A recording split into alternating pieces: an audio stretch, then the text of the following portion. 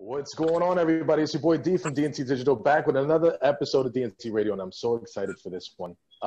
Halloween is a favorite of mine. It's one of my favorite holidays. My kid and I, we get dressed in matching costumes, and we go out and we do trick-or-treating. Another thing that I do love that comes with the holiday season, which is Halloween, are horror movies. And holy crap, I mean, it's only been a few years ago that I got into horror movies, but I have dove deep into all the horror movies that are out there, including the old black and white ones from Universal onto the new shit that we have here. So what we're going to do, we're going to have a tournament. We're going to have a tournament to find out which is the scariest movie of all time. And I got some buddies here with me, and I want to thank them for their time. First, ladies first, a professional wrestler who is training with Booker T at Reality of Wrestling, Miss Promise Braxton. What's going on, Promise? How you been? I'm good. How are you? Thanks for having me. I'm really excited to do course. No, definitely excited because during our first interview, I learned that Carrie was your favorite favorite horror movie, and I had to show you my Carrie pop to get you a little jealous, and I'm glad I did. Don't do that.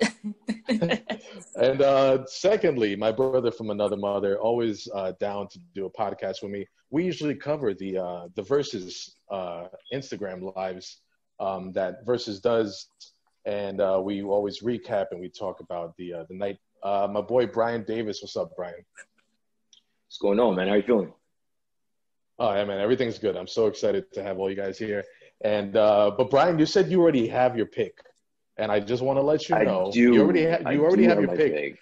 I do, and I'm going to be heartbroken. I'm gonna I know. See, and I know you're gonna say I'm gonna be heartbroken if it doesn't at least make it. Gonna be some shit being thrown in my house. There's gonna be some swear words. A lot of shit gonna happen over here. So guys, don't disappoint me. Let's hope we're not in the. Let's hope Promise and I don't disagree with you on that, and let's see if it gets to the next round. And lastly, will be our moderator, the man of the hour. Chris P is a gamer who is doing Facebook gaming. He's also one of the co-hosts of the Average Boys podcast. Chris P, what's going on, brother? What's up? What's up? How's it going, everybody? I'm Chris P from the Average Boys podcast. I hope you guys are having a good day. I'm here with my boy D, and what was it? It was Promise Braxton and Brian. This is the first time meeting you guys, so I'm really excited to see where you guys are going to take me on this wild journey of horror films. I am a big I used to be. I used to be so scared of horror movies that when I was a kid, I couldn't even watch Michael Jackson's Thriller. That shit was big time. I'd be so scared. But of course, I started doing a couple of years ago. I started getting into cosplay. Started getting more into costume making. So I kind of got into the whole like understanding how they make movie horror stuff, and took me out of being so scared of it. But I'm super excited, dude. I love most of these movies. Of course, there's probably some of them that I haven't heard of, but I'm probably going to have to say my favorite scary movie would probably have to be, I'm a real big fan of the Paranormal Activity movies. I really like the idea. Of course, there was like a big failure in some of them, but I like the idea that it had. I was a fan. Of mostly all of them, to be honest with you. Like the last one that they had, it started getting into like this whole like a very cultural spirituality thing where it was like embedding into like a cult and all this other. It started changing into being where it was a scary movie based on like actual footage, like the Blair Witch, and then it turned into something that was like a whole genre. It was so cool. So yeah. For me, it was more about the hustle because I learned that it took them like $10,000 to make, and they made like hundreds of millions of dollars. Oh, dude, dude, smart move. A crazy budget turnaround. No, seriously did. So, again, I thank all of you guys for being here. This is going to be a lot of fun because I know that we are all of different opinions, and this is when, like Brian said, shit might be thrown, and then, not only that, but we'll probably get some matchups of movies that it's just going to be difficult to choose in between the two. There's going to be movies that we expect are going to go into the next round anyway. So, all right, so let's start it off. Chris, the floor is yours. Let's go through the brackets and see what's All right, up. welcome. We're going to be going into this horror bracket really, really good and real fast. We're going right into it pretty hard, actually, because the first two movies that come up are pretty well-known, solid movies. It's going to be I Know What You Did Last Summer versus It. Oh. Easy. Yeah. Easy. I'm going with it. I'm Yes. going with it from all the trauma that I suffered throughout my entire childhood. We're talking about the new It, right? The new one, not the series, not the series. That's a good question. We are doing the originals. Okay, so this is like the series. This is the mini series from. This is the Tim Conway. Yeah. Okay, so we're talking the miniseries. Oh, okay.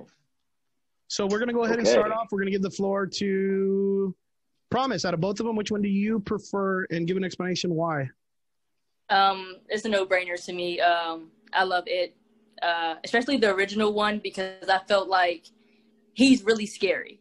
Like, he's approachable, but he's scary.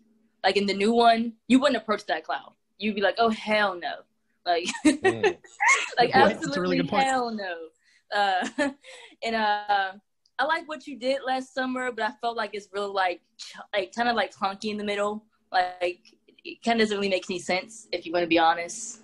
And I like it, but it is just like no brainer. It's Stephen King, easy money, easy win. Okay, we got one for it. We're gonna go ahead, Brian. You're next, man. Tell me what's up. All right. I won't say that this is a no-brainer. I think it's a little bit closer now that I'm thinking about it. I think it's a little bit closer than I originally thought. I think I'm still gonna go with it. And I think the factor was that it scared the shit out of me as a kid because he was only attacking kids. And so that was like the scary aspect of it. And all the actors in the original miniseries, you know, were phenomenal. They did a great job. It was a great movie, a great miniseries, just all together.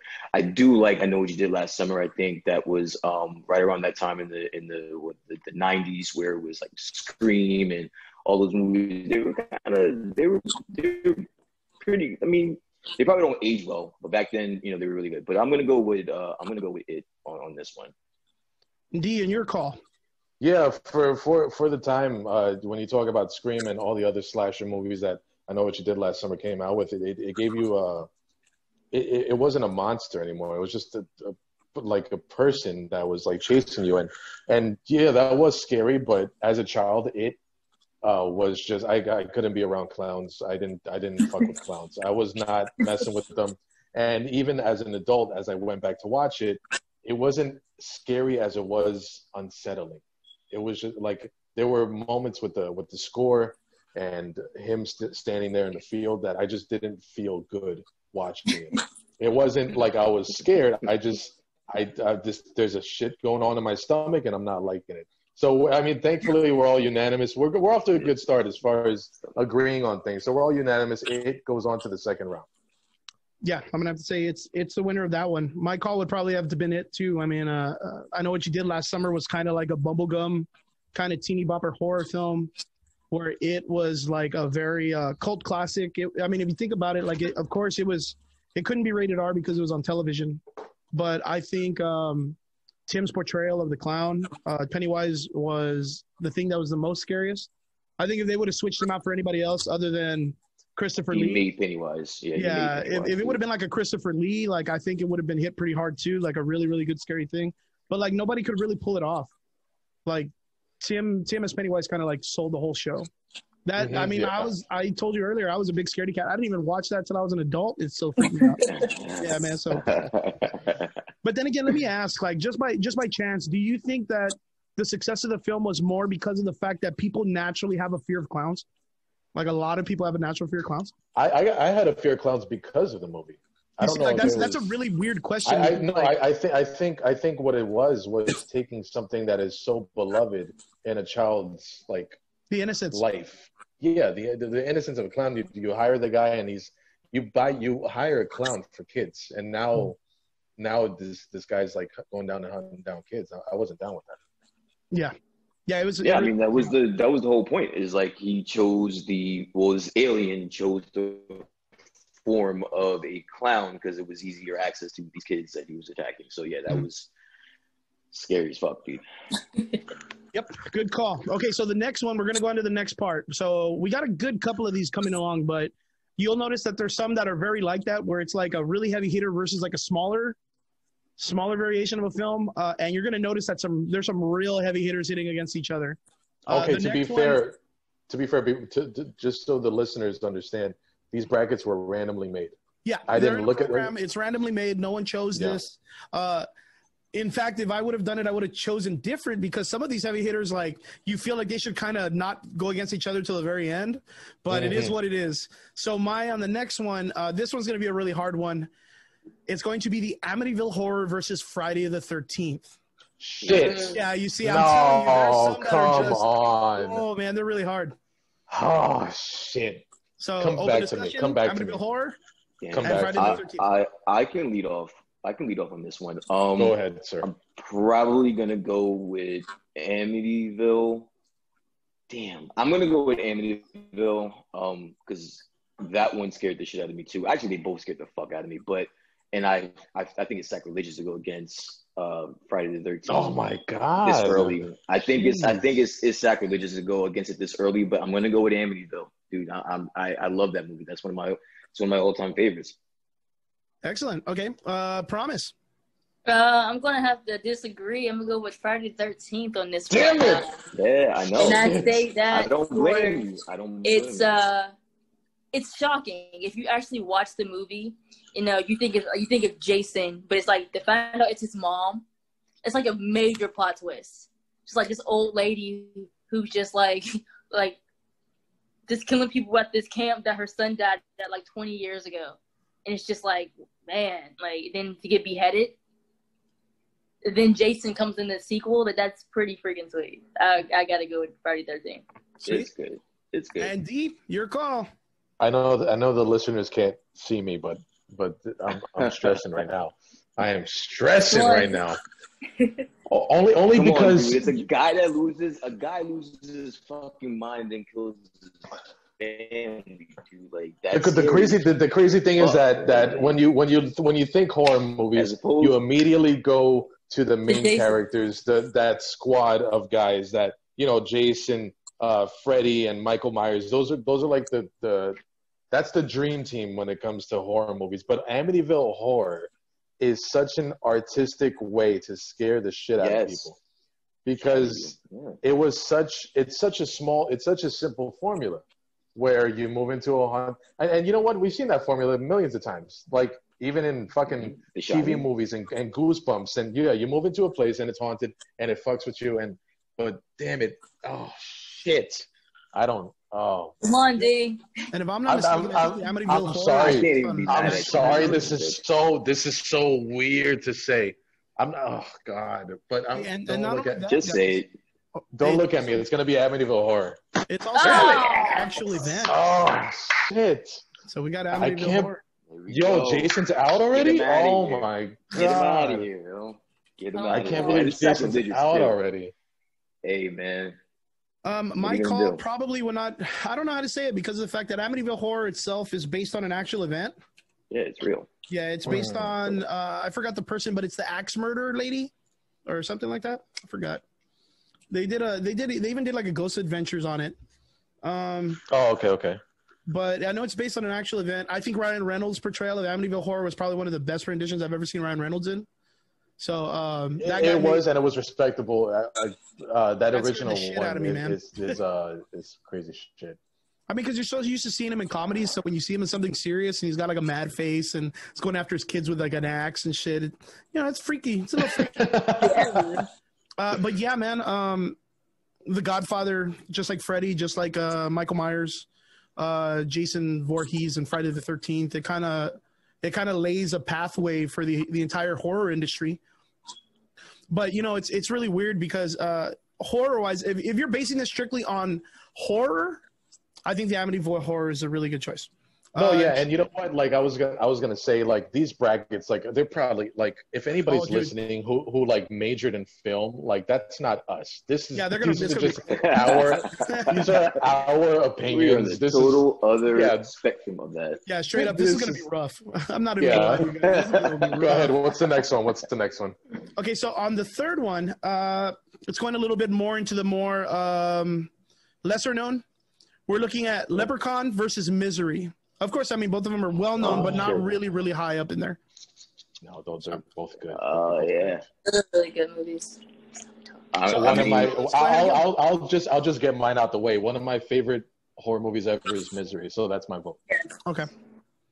Horror? I agree. I think Misery is just like, it's creepy. Like, just, Okay, Brian's nodding his head, but look, that's the angle. Misery is creepy. Misery is the same thing as Amityville Horror, as in Exactly. a human being is causing all of this like destruction and fear into other people. Yes. It All kind right. of falls in the same bracket. With that being said, it does fall into the same bracket, but this is going to be a case where you're going to see how I'm just all over the place. And although, yes, I did side with Amityville Horror in the first instance, this one, hey, man, I'm going to deviate, bro. I'm going to go with Leprechaun. Okay. Leprechaun was my shit, dude. Like a little bastard that would just tell you to fuck you as he's doing some wild shit to you, and he would just pop up out of nowhere. Like he was magical. So he's like, there's nothing you could do about him. Bro. Even Leprechaun in space. No, I'm telling you, like, I know exactly what Brian's talking about. I know exactly what you're talking about. If you want to start going down the litanies of like, or like the legacy of horror movies, then Friday the 13th would have been out of here alone. Oh, like, no, yeah. How many bad Friday the 13th there were? But Leprechaun was my shit, and I think I'd watch that even to this day. I think it's sacrilegious to myself. I love Stephen King movies, so to go against Misery here is kind of against everything that I'm about. But if you put up against Leprechaun, talking about pure horror movie, like scary movie, I'm gonna go with Leprechaun. Misery wasn't as scary as it was disturbing and creepy. See, I get that because Misery's more of like a thriller, psychological thriller, where Leprechaun's straight gangster shit. I don't give a shit. Yeah. Like I totally understand Brian. I feared Leprechaun because that dude didn't give a fuck. Like I totally mean that in the most gangsterous ass way. Like yeah, I get you, Brian. I get you bad, man. But yeah, like I understand where Misery kind of there's a really deep embedded root that Stephen King, when he writes stuff, it's very, very serious when it comes to all this stuff. I do feel like it's more of a psychological thriller than a horror, but I do understand how like Dee said, where the human can be the scarier part. It's kind of like The Walking Dead when it first started, where at first it was the zombies that were the villains, and then all of a sudden it was the people, and the zombies were like least important. The people. Yeah, it was the people that are the darn. Yeah, Misery was pretty crazy, man. So yeah, okay. So it looks like Misery good won movie, that though. one. Good movie. No, yeah, it's a great. Here we go. Kathy Bates is a bad bitch, and I mean that in the most respectful way. Like she is. Yeah, man. She's hard, man. She is. Let's go. We're going to the next one. It looks like it's going to be An American Werewolf in London versus The Visit. I am unfamiliar with The Visit. You guys are going to have to educate me. Oh, The Visit. Yeah. Okay. So The Visit is a mother who is single, and she's kind of estranged from her parents, and then so she sends off her kids to stay with her parents because it's fair to say that you need to spend time with your grandparents, and they turn out to be a weird couple. They do some crazy ritual shit. Yeah, crazy ritual shit, and the grandma runs around naked, and then like the mom's checking on them every few days, and then when like Jesus, it was that moment, and me as an audience member, it caught me. It was like hook, line, and sinker, because it's like, oh, grandma's right out there, and she does one of these to show the grandma, and she's like, that's not your grandma, and you're like, wait, what? And then at that moment, I thought that the mom was in on it, like she was sending her kids out to be killed, and then I saw her freaking out, and I'm like, yo, those aren't the grandparents. Who the fuck? Where are the grandparents? And it turns out that they killed the grandparents. They're dumped in the basement, which is why they never let the kids go to the basement. And it was just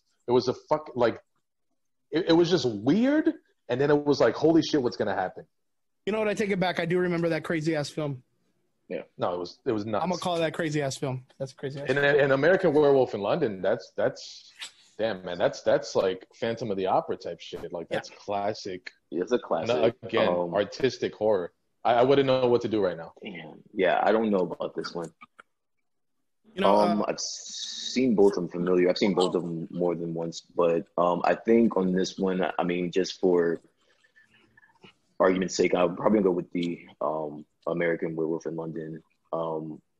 Not so much as a horror movie, but it's just a favorite of mine. So that's where I'm gonna land with that one. I got it. That's good. Okay, who else we got? D, what's your tiebreaker? With tiebreaker is Promise? No, I don't think Promise. I think Promise is in the same situation I was, which is where I did not remember the visit. I know the visit, but I never seen the American. You never saw that one either? No, I never seen that one. Oh, okay, no, that's good. There's been a few of them though. So like a remake. Okay, so the visit was good, and it's a respectable competitor as a modern movie in this bracket.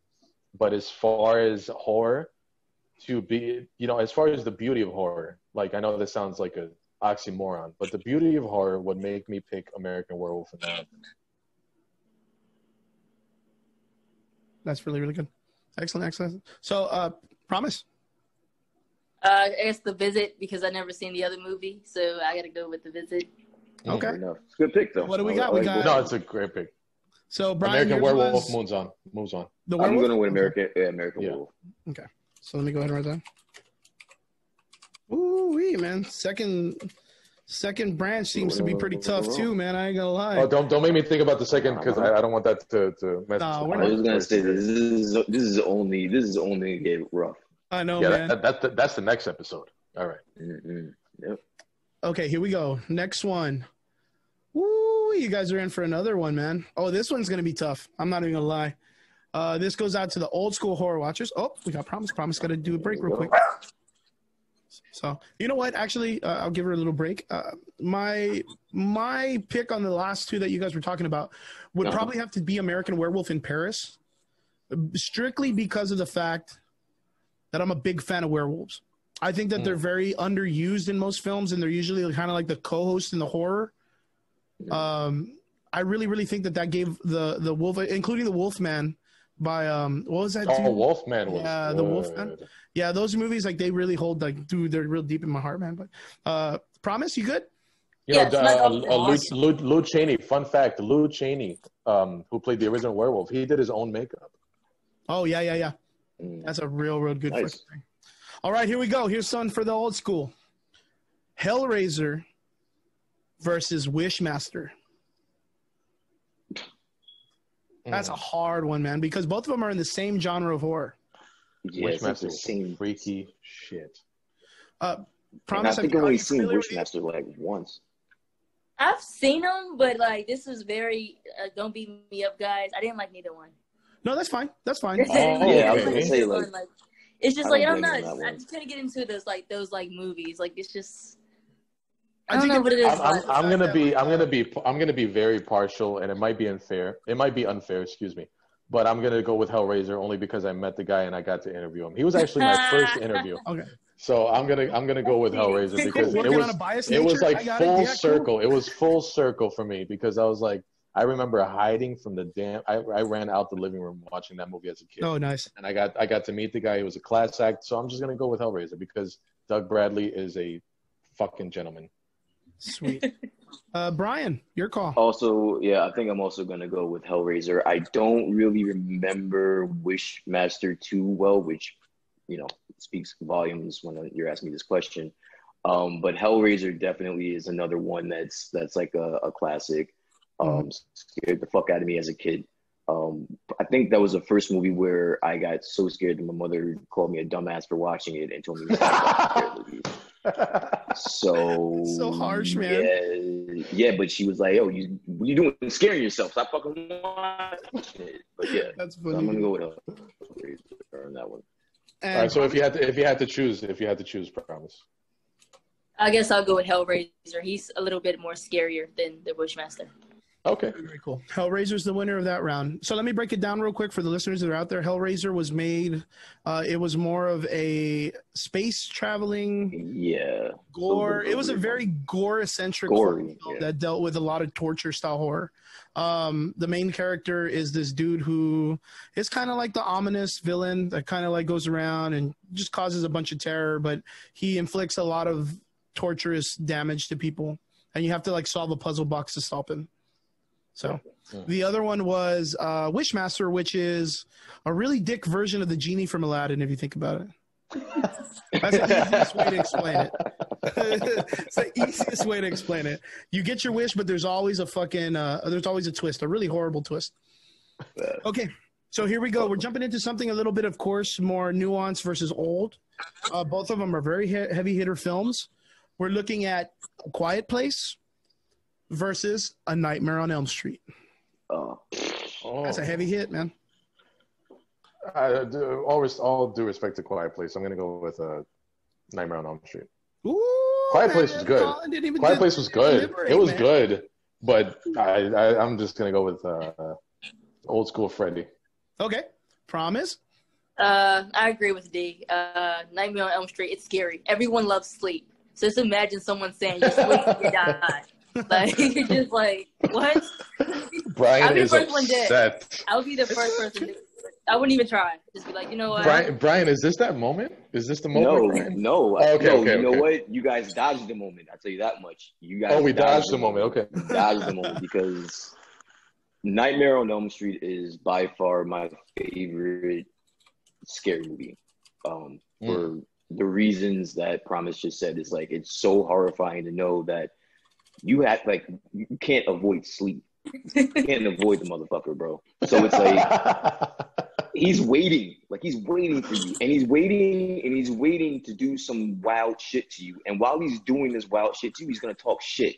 Like he had everything. Like Freddy Krueger had everything, dude. And like you know how good to me. You know how good that afternoon nap is. Like exactly what an afternoon nap is in the middle of your day when you schedule your morning and then you schedule nighttime, and you got some time in the afternoon.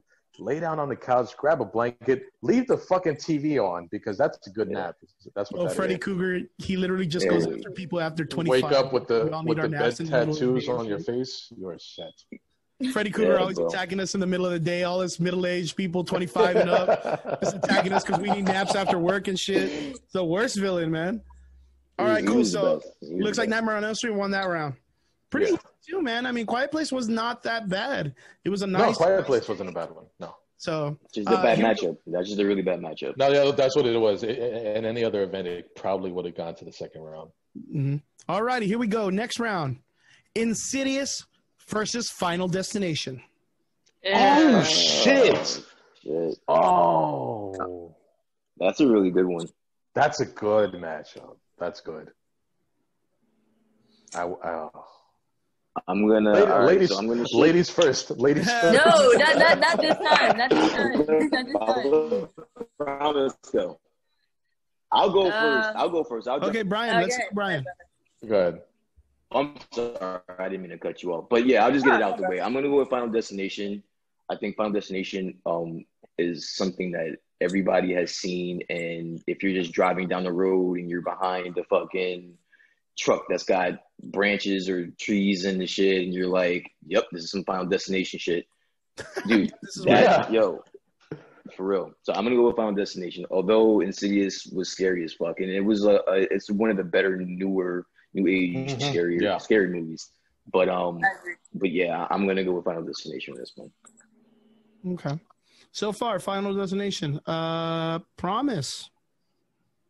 Now, this one is really, really hard. I guess I'm gonna go with Insidious for the simple fact that what Brian just said. It's one of the few movies of like in the last 10 years that was really scary, and it's not even like it was because of the killer. It's a whole bunch of jump scares, the theme music, like the setting that they pitch you in, like you telling like a little boy is in a coma, his body is leaving his physical being and is traveling with other dead bodies.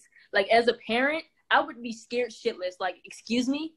Like my kid's body is here, but they're not dead, but they're not sick either, you know? So I think like Insidious is actually like a really true like nightmare if it happened to like someone that we know. So I'm gonna go with Insidious. Very, very cool. All right, we need a tiebreaker. D. No, I already know what I'm gonna say, and I'm saying it because of a lot of points that were already made about this movie. this movie, along with another movie that will not be named right now, but I'm pretty sure is going to come up in this bracket, were the driving forces of bringing back horror to its original outline, its original, its original mission, its original like construction as a movie. So I'm gonna go with Insidious because, as crazy as Final Destination is, that everyday shit can kill you. I'm gonna go with the demonic stuff because the acting, the score. That's another thing. The lighting and the music is something that Insidious. It's something that's been brought back in horror, and it's something that there are two elements that in horror movies are some of the most important things to be in there. So I'm gonna go with Insidious for that reason. Awesome.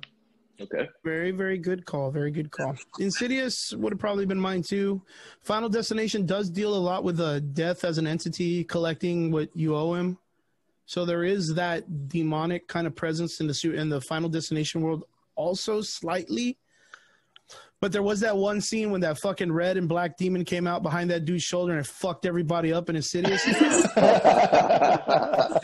that really messed me up as a young man. I'm not going to say as a human being. As a young man.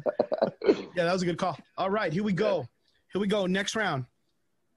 Ooh, man, I do not envy you guys for this one. I do not. Bring it on. Bring it. I do not. Let's go. What do we got? What do we got? Evil Dead versus The Shining. Woo! I don't envy you guys. I don't. I'm gonna go with The Shining. I'll do Shining. Classic. Jack Nicholson, Red Rum, Here's Johnny. Like it's a classic, and it's scary as shit. Like like watching that movie to this day, like by myself, I still like make sure the door's locked. Like make sure no one's around because like he just loses his mind.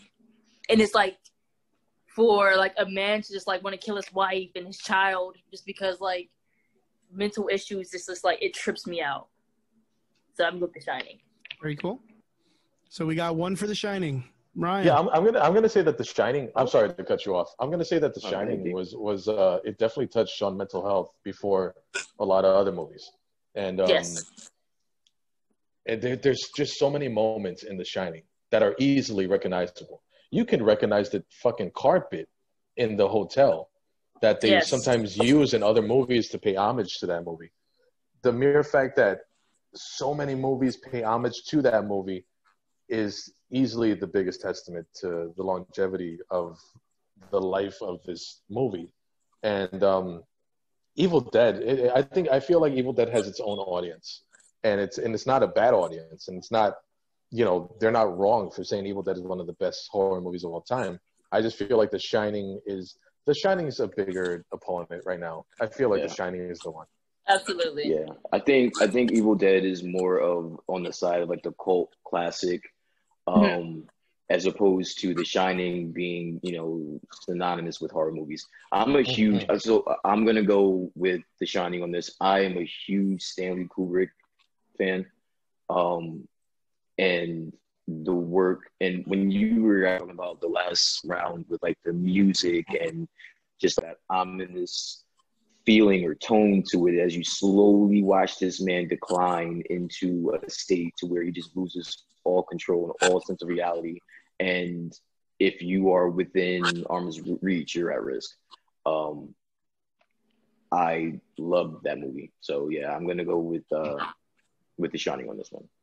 Cool. Very, very cool. Looks like The Shining wins. I'd be damned if The Shining was getting knocked out in the first place. Yeah, no. Well, the Evil Dead film also kind of correlates with kind of like the way the Freddy Krueger movies are, except that it surrounds itself around the hero rather than the villain. Mm-hmm. Yeah. So like it's more of like a anti-hero story more than it is a villain horror film. Yes. So that's why Ash is the most important character, because he's the dude. If it wasn't for fucking dude. Wasn't for him, the movie would suck. Yeah. Here we go. Next one. The Orphan versus The Strangers. It's not too bad. It's kind of not both. too bad. I'm kind of These are indifferent they're to this probably on matchup like right now. they're probably on like equal playing field on this one. Like the first Yeah, round was, like, that's equal really, playing that's really field. true. This is like the wild card round. Yeah. Well, I mean, it's just that both of these are fairly new. So the growth in the class, the growth in the audience and classics of these two films, it's not as strong as the major horror films that have been talked about for years and years and years. Yeah. It's just that this gets buried in all the millions of Netflix and Redbox films you can think of. So kind of like the way it was earlier when you guys squashed out A Quiet Place. Quiet Place was probably maybe a couple knocks up from both of these films. Mm-hmm. So Orphan. I'm sorry. Who do we have again? Orphan and who? The Strangers. And The Strangers. I mean, for the sake of just picking somebody, I'll go with Strangers. Okay. I really don't have a reason, but I'll go with them. I think both of those. I'm sorry to cut you off, D. No, you're good. You're good. Go ahead. I mean, off the top of the head, both of those movies aren't really originals. To me, you've seen plenty of movies like The Strangers. You've seen plenty of movies like The Orphan. One where you have this adopted kid and turns out that this kid's a fucking total nut job and is killing people. The Strangers, you got people running into, houses, terrorizing a family. You've seen it. So I think just a personal preference, what I can actually sit down and watch. I'm probably go. Which one did you say, D? You said I said The Strangers. The Strangers. All right. Well, then I'm gonna go with The Orphan just to put the deciding factor and Promises left on the lovely Promise, Braxton. Promise, like I didn't like any of those movies, man. Actually, I love them both, and it's just like I don't know. God damn you, Brian.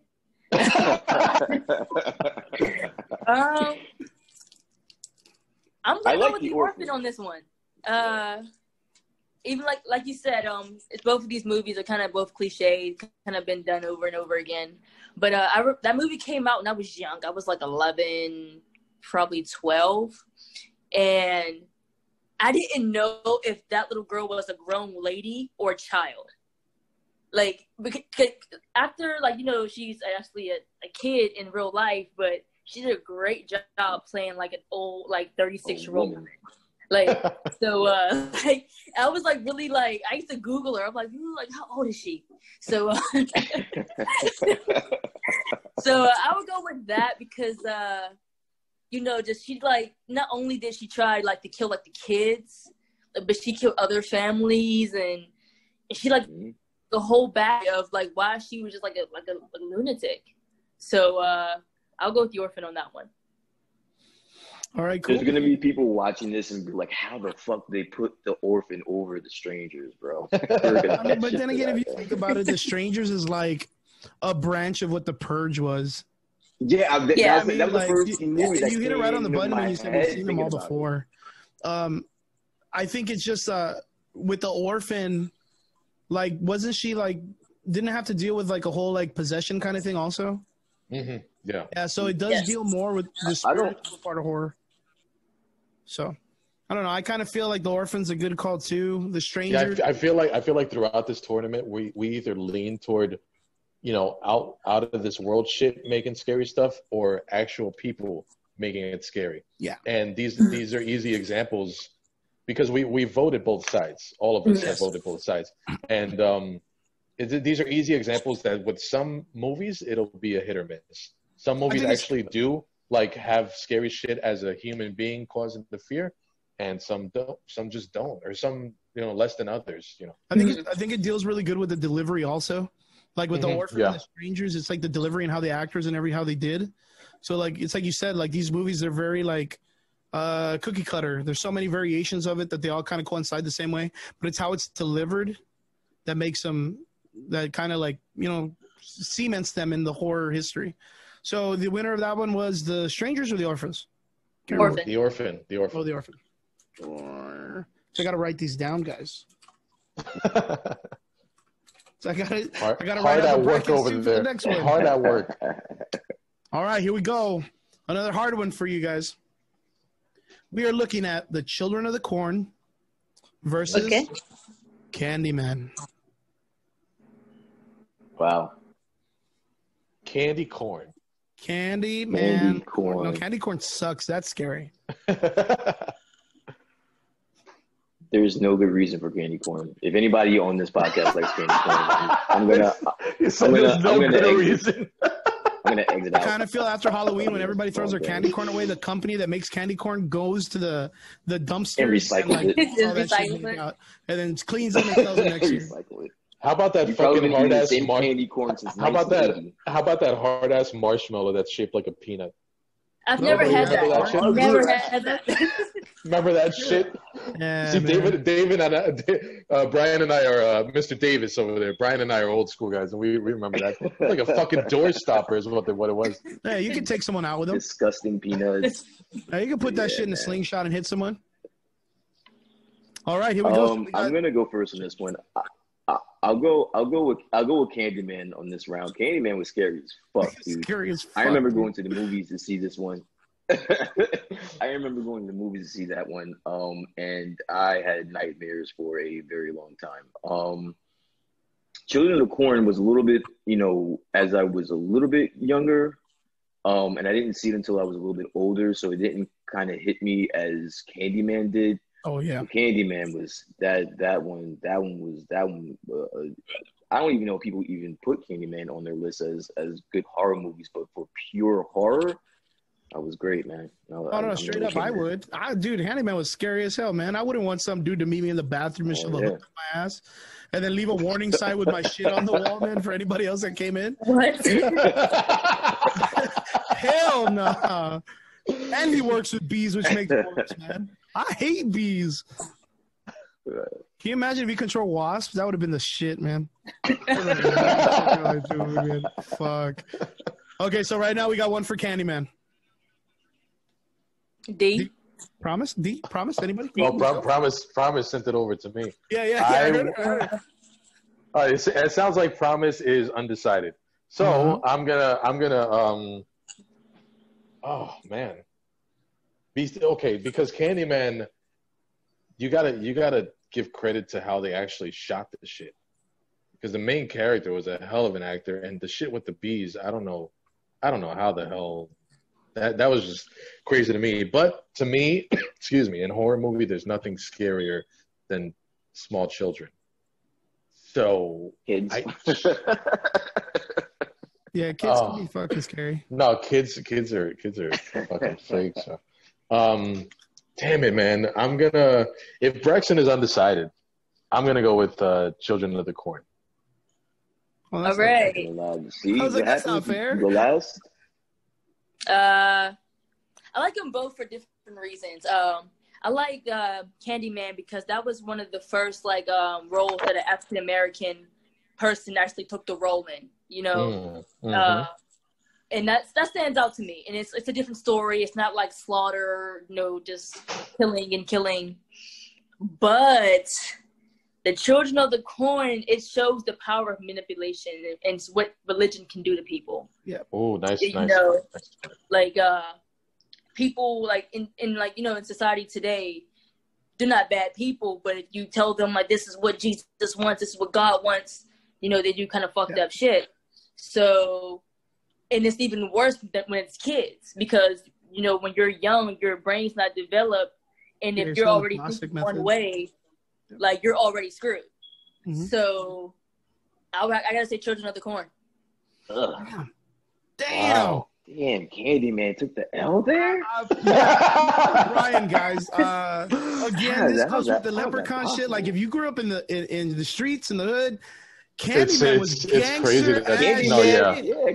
Candyman is to be out in the first round, man. Oh man, Children of the Corn better fucking go far because man. No, I do understand where Promise is coming from though. No, Promise gave a TED talk right now. That was good. You know your research. You know your shit on that one. But that was good shit. I really felt Candyman for myself. I would have probably gone with Candyman because with the manipulation part in the first film for Children of the Corn, like, yeah, there was a lot of manipulation.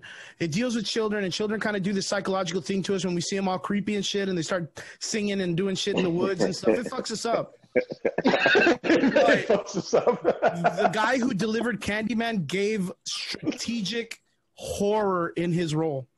Yeah, dude, that was a pure horror movie. He was literally the New Age Bloody Mary in the window. Or in the mirror. Yeah, nobody wanted to say Candyman in the mirror 3 times.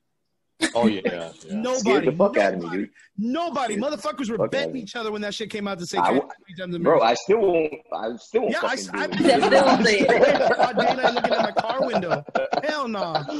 So I am 36 years old. As a grown man, I will fight anybody. But if you tell me to say Candyman 3 times in front of a mirror, you better fuck yourself.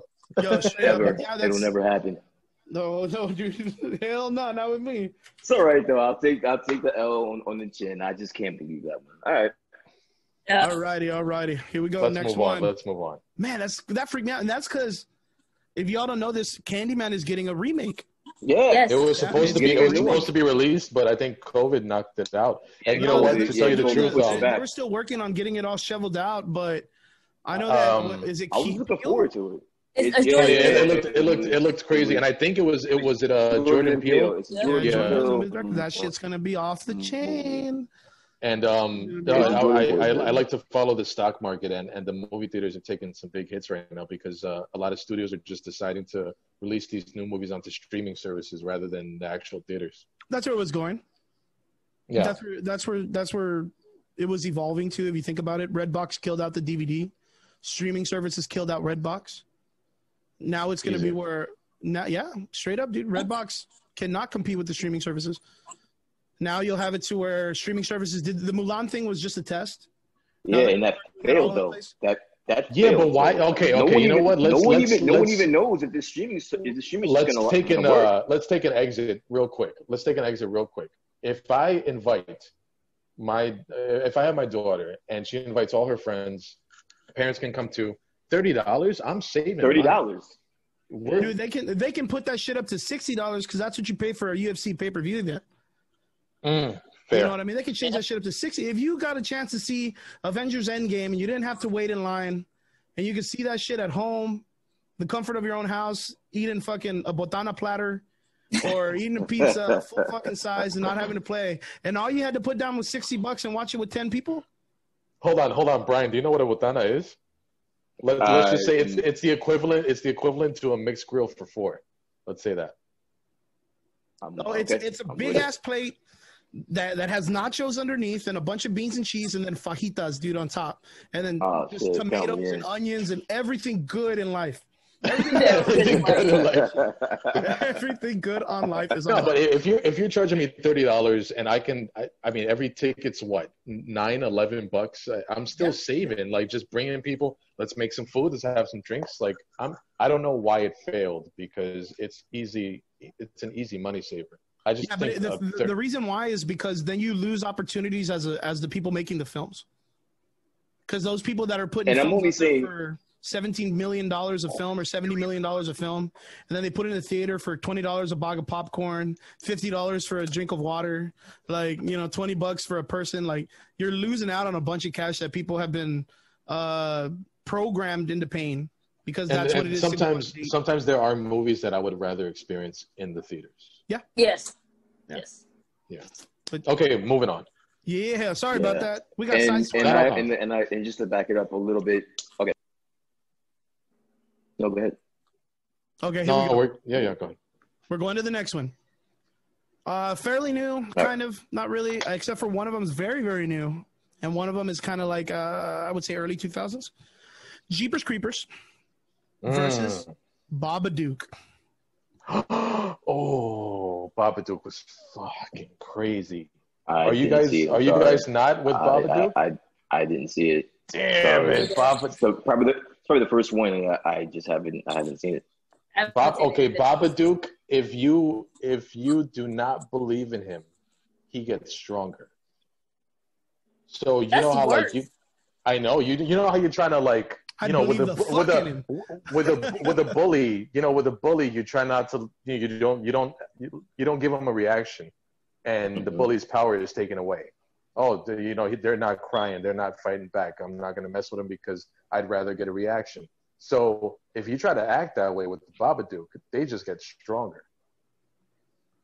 So the cool thing is to be afraid of it and fucking think of him all the time? No, the thing is you need to, I can say it's a parallel to people's issues. Like, you need to face your fear. This is the idea of facing your fear. And it's a crazy movie. But, even though I gave a good case for Babadook, I'm going to say Jeepers Creepers, and I'm going to assume that Jeepers Creepers is an easy win here because you guys haven't really watched it. I mean, yeah, I think so too, for the simple fact that he just doesn't stop. Like, 23 years, like, you think, like, I just beat this guy and it's over. And it's like 23 years to this day is going to be right back, probably attacking your family and your cornfields. And it's just like, no. And, like, if you watch, like, especially, like, the second one, where he makes all those, like, blades and stuff, just, like, no. Like, just no. No. Like, just no. What do you got, Brian? I mean, obviously, I'm gonna have to go with Jeepers Creepers on this one by default. I wish I would have some type of reference with what is it, Babadook? But I just never. I had Babadook. That's a funny name for it. So if I'm not mistaken, Babadook is actually like a foretold child story, like the Boogeyman. No shit. But probably from like Europe or something. It sounds like some like old school mythological shit that comes back. So it's supposed to be like a coming-of-age story against the villain, but the villain's actually real. Oh, no. But Jeepers Creepers deals with like a tactitional Call of Duty Jason Voorhees hillbilly. And that shit is not fucking funny, dude. Oh, and that song, that fucking song, bro. Yo, I just remember that one scene when he just tears the dude's head off and puts it on his head. And it fucking like, and I was like, nah, fuck that. Yeah, he can fly. Promise, like he can fly.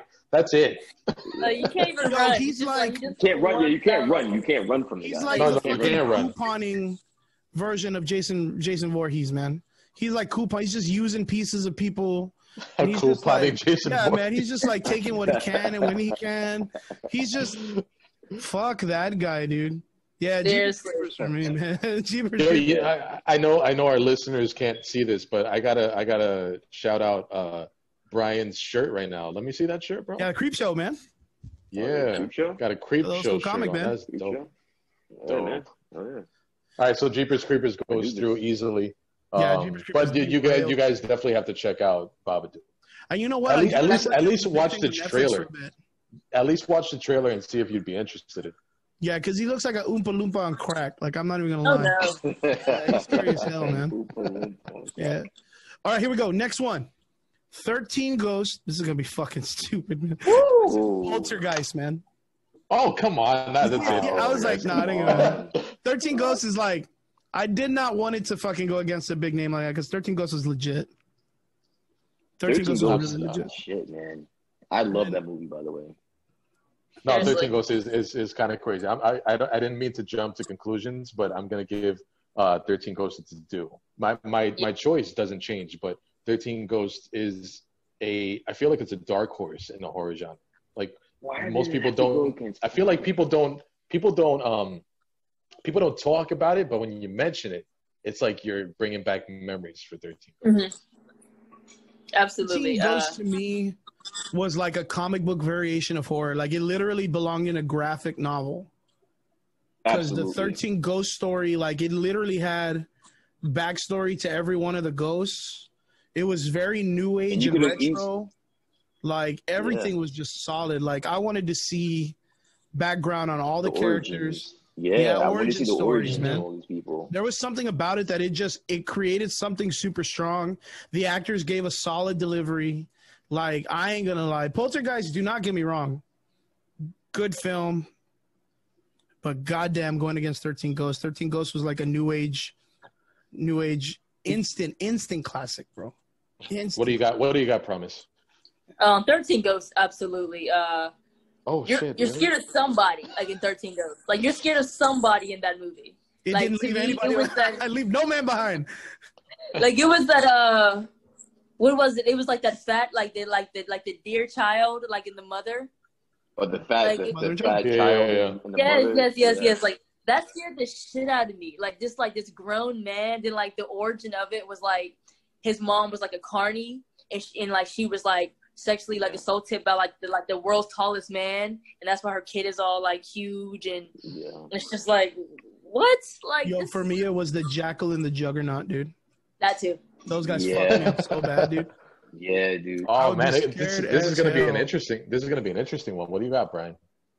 Shit, man. You know what? You know what? Because the last one? I thought this was an easy matchup, but this is getting interesting. So if you may, I request you to give me your case and then lead up into your choice. Okay, so I mean, 13 Ghosts. I'll start with 13 Ghosts. That movie, and just like Chris said, dude, like you could have easily taken any one of those characters and given them their own movie. Like it would have been very easy. And then the chick that was naked with like all the scars and yeah, dude, like all of it. And then like, you know, towards the end when they're running through the maze, whatever, and getting trapped with some of these motherfuckers, and they're just like all loose and shit at one time, bro. That was scary as fuck. And Poltergeist, I mean, that's a classic that I've watched. Like whenever it's on, I'll just watch it. Damn, I think gun to my head, I'm gonna just go with 13 Ghosts. I really enjoyed that movie. Brian's a good man. Good man, Brian. I really enjoyed that movie. And just like Chris said, I really want to know origin. Like that movie had me to where I want to know the origin story. You deserve more. See what happened with these people and why they were the way they were and why they were actually in this house. Like, dude, This is shocking. Think of it this way: which one can you rewatch over and over again? Exactly. Which one could you watch over and over again? And my answer to that is 13 Ghosts. Shocking. Shock is what I'm feeling. Sorry, bro. I'm all alone. Chris is on that boat too. Dude, I'm straight up 13 Ghosts, dude. Yes, sir. Sorry, bro. I'm not even gonna lie. That was like a no-brainer for me, dude.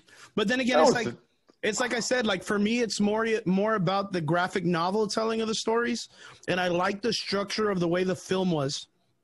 It literally made it into a big budget film on story alone. Yes. That's really what it's it was. a no-brainer. That is to me that was a no-brainer the other way.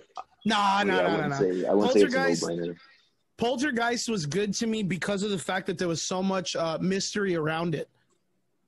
The film itself, like, yeah, it was scary, but all the stuff of the cast dying, the myth of them on an Indian burial ground, them being cursed, it goes off of like all the other stuff, like the Brandon Lee story. What makes it so common is the mythology around it. Okay, that's fine. All right. Explain yourself. Sound like a damn woman right now. That's fine. I'm fine. I swear to God, that's what I thought when you said that. Oh no, dude. Ooh, I don't envy you guys for the next one either. Okay. All right, let's move on from that. Here we go. What's the next one? The Devil's Rejects versus the Texas Chainsaw Massacre. Yikes. Oh shit. Which one? Are we talking about the original or the remake? Yes. We're doing the original movies. Yes. I'm a Rob Zombie person. I love Rob Zombie. Yeah. Like, I'm not even gonna lie, that's a really hard one. Like damn. Devil's Rejects on this one. It's just like these these country like bumpkins. They just don't care. Like I think the scariest thing about that movie is just like no respect for like life. Like they like you pissed them off, I'm just gonna kill you. You know, and they just travel the world. And then like in Texas Chainsaw Massacre, you have to go to them. Just imagine these people just like going all over the country and they just kill you because they can. Like that's the scary part about like Devil's Rejects, and they're just like they're country, they're bumpkins, like they're hillbillies, and they don't shower, and they'll just kill, torture, rape anyone they want to.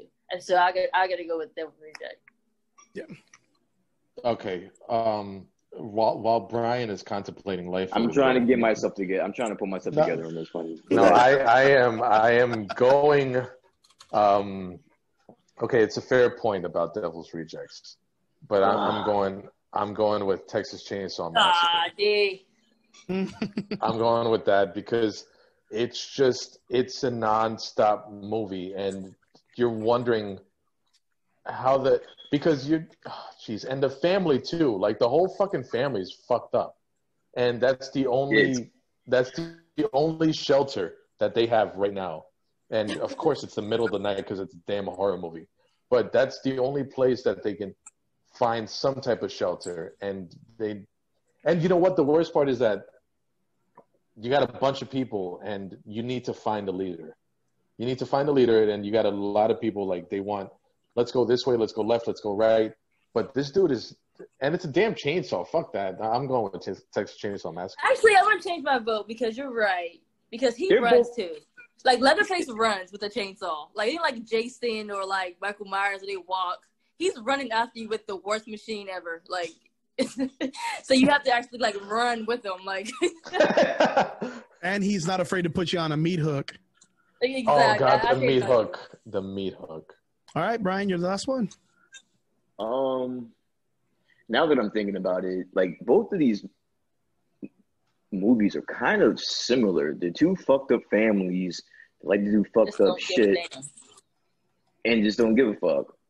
With all due respect, I'm sorry to cut you off, and I know you got the floor, but with all due respect, I feel like Devil's Rejects is just for the sake of having blood, just for the sake of having gore. Like I feel like it's just took a small step in there. Like, it is. I get it. I totally get everything, but I just feel like Devil's Rejects is just bloody for the sake of being bloody. I'm sorry. I just needed to throw that out. Go ahead. I love the whole, House of a Thousand Corpses, Devil's Rejects. I love all the movies. But damn, this is a really tough one. I'm gonna go with Texas Chainsaw Massacre on this one. But it's really fucking close. Like really close. Like you ask me tomorrow, I'll probably say the Devil's Rejects. But right now I'm gonna go with Texas Chainsaw Massacre. Dope. Damn, that was a really tough round. That was a tough round. Texas Chainsaw takes the win. Actually, I would have gone with the other one. I would have gone with Devil's Rejects. Devil's Rejects, yeah. That shit's more real. Like that shit can really happen. Like that's what makes it fucking scary. Is it has too much of a variety of character of people in it. Texas Chainsaw Massacre, yeah, for what it is, it's scary, but the other one, the Devil's Rejects, didn't it have like people in the city that were working together with them, kind of like the way the sheriff was in Texas Chainsaw Massacre? I want to say that they would set people up because that's the thing is Texas Chainsaw Massacre. The son was a sheriff, so he would set people up to go. Oh, the son, yeah, the son of the, yeah, that's right. Yeah, I remember that. But I just feel like the Devil's Rejects, like that could be a real possibility of someone like those three people, man. It's scary as hell, and there's not a bunch of dudes out there putting people's skin on. So yeah. But okay, next one. Let's go. Paranormal Activity. Versus Ghost Ship. Oh. Hey, well, do not forget, if you're a fan of The Boys, Billy Butcher is in Ghost Ship. The main character that's in... And I still, honestly, don't yell at me, guys, but I still haven't watched any of The Boys yet. I plan to, I just haven't watched anything You're going to have to get at it soon. You're going to get at it soon. I know. But yeah, the main character. I'm going to go Paranormal. Okay, Paranormal Activity. Okay. Very cool. Yeah, I'm going to go Paranormal Activity. I think that's a no-brainer for me. I remember going to the movies to see Paranormal Activity, and it was billed as being scary, and it was. I actually liked all of them. I watched all of the Paranormal Activities, and the realism of it. I like it that it was like from like security cameras, and then it got into the whole demonic and like the firstborn thing. It was pretty cool. So I'm gonna go with the Paranormal Activity thing. Promise? I agree with Brian. Especially the first like three of them. Like the first especially the first one. you didn't know if like this was real or not, like what's going on. It was such a shocker. You don't know what's going to happen. I didn't really care for Ghost Ship too much. It was cool. Not scary at all by any means. Yeah, I get you. And D? Yeah, it's a consensus on Paranormal Activity. In the found footage, shaky video genre, it definitely picked it back up. It was the updated Blair Witch in the sense that, just like Promise said in the first one, you're like, yo, did they find this footage and decide to make a movie out of it? Or like, what did the people living in there, how did all this happen? And there was that mystery, and the mystery itself made it scarier. And I like that in Paranormal Activity, you're looking here for the scare, and then out of nowhere it fucking jumps like on the other side. Somewhere else. Yeah. They're really good. Yeah, Paranormal Activity, easy. Goes in. All right, here we go. Next set. Pet Sematary versus Dracula. Now, I'm thinking that this Dracula means Bram Stoker's Dracula. Or like the Universal one? No, we're doing the Universal. The Universal. Like, newer film that just came out? I would have liked. No, the Bela Lugosi. No, the Universal. Oh, okay. The first one. The old one. Okay. Old one. Against who? I'm sorry. I would have preferred you guys to go against Bram Stoker's Dracula. Yeah, me too. I was gonna say that too. I mean, just for the sake of making it a good matchup, we can change. Yeah, for the sake of making it a better matchup, we're gonna switch that one to Bram Stoker's Dracula. Okay. And I'm sorry, who's the opponent? Pet Sematary. Okay. Versus Bram Stoker's Dracula. Deliberate. You guys go ahead because you guys wanted to change it. I got my pick. Promise, have you seen any of those? Yes, and I have my pick. I'm gonna go with Pet Sematary. I think the act of being so desperate of like someone dying like that and wanting them to come back to life, whether it's them or something else, but just to have them and just to see them again walking around, is scary as shit. Yep. I know we've all lost someone, but it's like, do we really want that person to come back to life right now? There's a possibility. Like, no, like absolutely not. And on top of that, it's the ghost's name when he has his brains falling out. Mm-hmm. And it's just like, I remember as a kid, I watched it. I was like 4 years old, and when he's like by the bed, like, come on, Doc. That scared the shit out of me as a kid. I had my grandma walk me to the bathroom for like a whole month. I'm like, if I see this dude, I swear to God, like it's gonna be trouble. No. So I'm going Pet Sematary. Okay. Brian. I'm gonna also go with Pet Sematary. I'm partial to Stephen King movies. Grew up on them. My mother was a huge Stephen King fan, so just by default, I was watching all the movies and reading the books that were just left around. So I'm gonna go with Pet Sematary. But I will say, when hearing it and thinking about it, Bram Stoker's Dracula was kind of spooky. Like when he was like the old version of Dracula, not in the younger form, but the older form, he was scary as fuck to look at. And then there was this one scene where he was like naked crawling outside of the window and shit like that. That was scary as fuck. But I'm gonna go with Pet Sematary. Not the new version, because the new version was trash. New version sucked. Yeah, that was stupid. I have my feelings about remakes, but I'm gonna go with Pet Sematary. I didn't care too much for Dracula, for Stoker's Dracula, but Pet Sematary is one of the cult classics that also stands in line with one of the all-time best. So you have your cult classics that have their one audience there, but I feel like this one it is a cult classic along with being in the conversation of one of the scariest movies of all time. Sweet. Me, I think I would have gone with Bram Stoker's Dracula. Brian's right. When Bram Stoker, when the Dracula is older, he is a lot more devious and more of the demon. but when he's younger, he uses his sexuality and all this. Yeah, dude, he uses a lot of that to constantly take people. It gave a whole new take on the Dracula genre, since Dracula was always this villain that was always mysterious and shit. This one came in and he used so many devious things to do so many horrible things. So that probably would have been mine. Pet Sematary is pretty creepy too, but I think Bram Stoker's Dracula really cemented the vampire genre in my mind. And it had werewolves and it had all this other shit in it too. You can't go wrong with that. It's a good movie. Yeah. All right, here we go. It was a good movie. Next one. Psycho versus The Grudge. Oh, that's a good one. Yeah, that's a pretty good one. That's a good round. Oh. You're looking at Psycho, the film that dealt with someone dealing with split personality.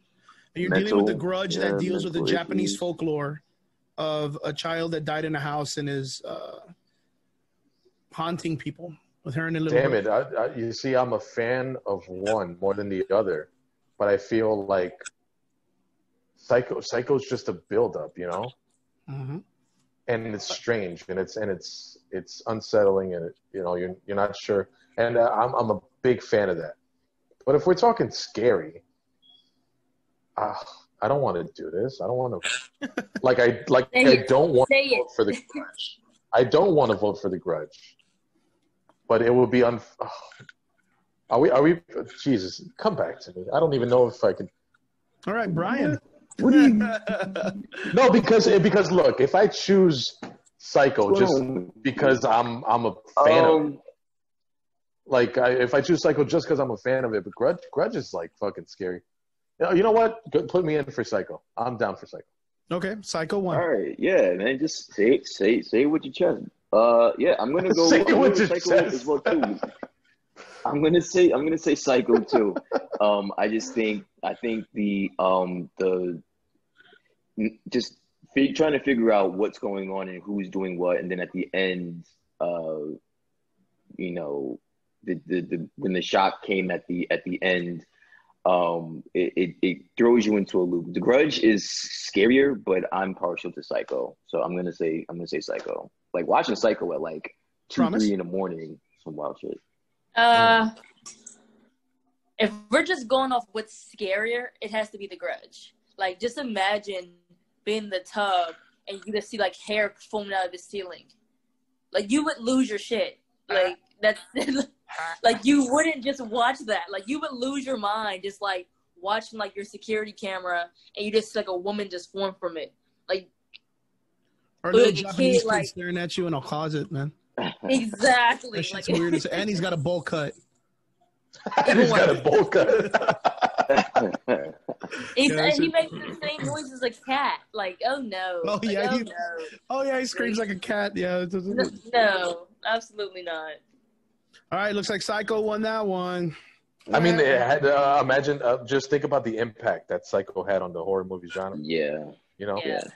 That was too big of a movie. Even on my opinion, I mean, I'm not really voting, but to me, it was more of a psychological thriller. So I would kind of put that in the thriller more than the horror. So, yeah. Yeah, that's fair to say. Yeah. So, all right, next one. Let's go. Okay, so the next one is going to be Wrong Turn versus The Hills Have Eyes. Oh, The Hills Have Eyes for me. That's it. Hills Have Eyes fucked me up. When that was just, fucked me up. I can't even speak on The Hills Have Eyes. That shit fucked me up. You put me down for The Hills Have Eyes. That's it for me. Yeah, okay. I think I'm gonna go with The Hills Have Eyes too. I think I've only seen it once, and I've only seen it once for the fact that it scared the fuck out of me the first time. That's all you need to see. That's all you need. Yeah, and I wasn't quick to watch it again. And it's very hard for a movie to do that to me. And that was just some wild shit that was happening. So yeah, the Hills Have Eyes for me is Promise? Both these movies are pretty like similar if you want to like think about it. Country incest people like who just don't really belong in the world. But I'm gonna go with The Wrong Turn. I've been to like bumfuck West Virginia, and it's scary as hell. Like where it's just like there's like I'm serious. Like where there's no street lights, there's nothing. You can barely see the road, and like I was on a wrestling trip, and it's just like it's scary. Like it's like I wouldn't travel to the desert. But I can get lost in West Virginia. So I'm gonna go with logic here. So I'm gonna say the wrong term. Very, very cool. All right, it looks like the Hills Have Eyes won that one 2-1. Yeah, wee. All right, next one. Darkness Falls versus Cabin in the Woods. Deliberate. I've only seen Cabin in the Woods, and not really wasn't a big fan of it. I don't know. I thought it was pretty corny. I'm kind of indifferent to this one. Which one is Darkness Falls? Can anybody explain that to me? Yeah, I've never seen Darkness Falls, so I can't even. I'm kind of at a loss on this one. D, you're gonna have to. I've seen it, but I don't remember the name. I was told to put it in. Uh-oh. When I was I put out a poll. Like give me your scariest movies. And they That's gave me with that. the aliens, right? No. Let me It's not? So, I don't know what it is then. Darkness Falls. Cabin in the Woods was good though, so I mean, if I haven't seen it, it's probably not gonna. It probably wouldn't be.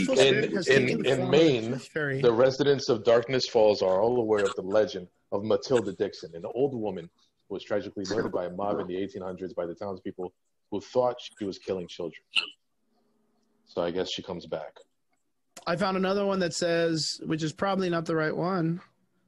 Darkness Falls, a film in 2003. A vengeful spirit has taken the form of the Tooth Fairy to extract vengeance on the town that lynched her 150 years earlier. Her only opposition is the only child, now grown up, who has survived her before. I'm gonna go back to Facebook and see who voted that shit. The Tooth Fairy. Did you say the Tooth Fairy? Yeah.